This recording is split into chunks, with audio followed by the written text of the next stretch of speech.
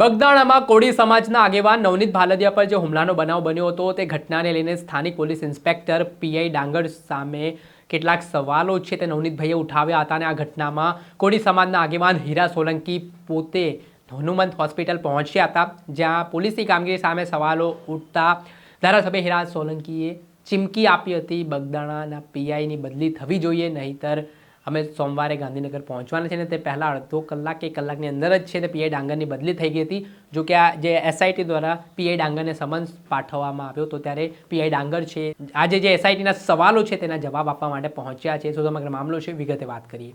વૈષ્ણવજન તો તેને કહીએ જે પીડ પરાઈ જાનાને રે। નમસ્કાર દર્શક મિત્રો, ઉજ્જૈન ન્યૂઝમાં આપનું સ્વાગત છે। હું છું ફૈઝન। થોડાક દિવસ પહેલાં કોળી સમાજના બગદાણાના આગેવાન નવનીતભાઈ ભાલદિયા પર જે હુમલાનો બનાવ સામે આવ્યો હતો તેના કારણે ઘટના ચર્ચાનું કેન્દ્ર બની હતી।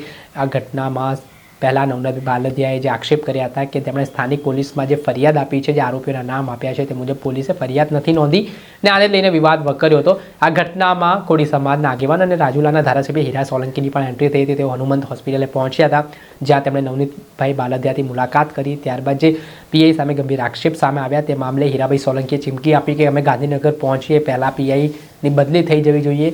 આ કેસને લઈને રાજ્ય સરકાર દ્વારા અને ત્યાંના પોલીસ અધિકારીઓ દ્વારા તાત્કાલિક એક્શન મોડમાં આવ્યા હતા અને પીઆઈ ડાંગરની બદલી કરી દેવામાં આવી હતી। ત્યારબાદ આ સમગ્ર કેસની તપાસ છે તે મહુવા ટાઉન પીઆઈ કેએસ પટેલને સોંપવામાં આવી હતી। તેઓ તપાસ કરી રહ્યા હતા, તો પણ ક્યાંક ને ક્યાંક કોળી સમાજના આગેવાનોમાં અસંતોષ જોવા મળ્યો અને તેમણે નારાજગી વ્યક્ત કરી હતી। અને આ મામલે હવે એસઆઈટીની જે આખી તપાસ ચાલી રહી છે, એસઆઈટીને તપાસ સોંપવામાં આવી છે, તે મામલે એસઆઈટી દ્વારા થોડાક દિવસ પહેલાં પીઆઈ ડાંગર અને પીઆઈ કેએસ પટેલને સમન્સ પાઠવ્યું હતું ને આ કેસને લઈને જે મહત્વની કડીઓ છે તે બાબતે પૂછપરછ માટે બોલાવવામાં આવ્યા છે। આ સમગ્ર ઘટના મામલે જે પીઆઈ ડાંગર સામે જે આક્ષેપ હતા કે ફરિયાદે જે આક્ષેપ કર્યા હતા કે જે તે સમયે તેમણે પોલીસને જે નામ આપી રહ્યા હતા ફરિયાદી, છતાં પોલીસે પ્રકારે ફરિયાદ નથી નોંધી, એ પ્રકારે કાર્યવાહી નથી કરી, તે બાબતે એસઆઈટી છે તે સવાલો કરશે। સાથે જ કેએસ પટેલ જેઓ સામે આજે બગદાણાના આરોપીઓનો વરઘોડો કાઢવામાં આવ્યો હતો, આ દરમિયાન જે વરઘોડામાં જે આરોપીઓની એક્ટિંગ જોવા મળી હતી તેને લઈને તેઓ વિવાદમાં આવ્યા હતા ને આ સમગ્ર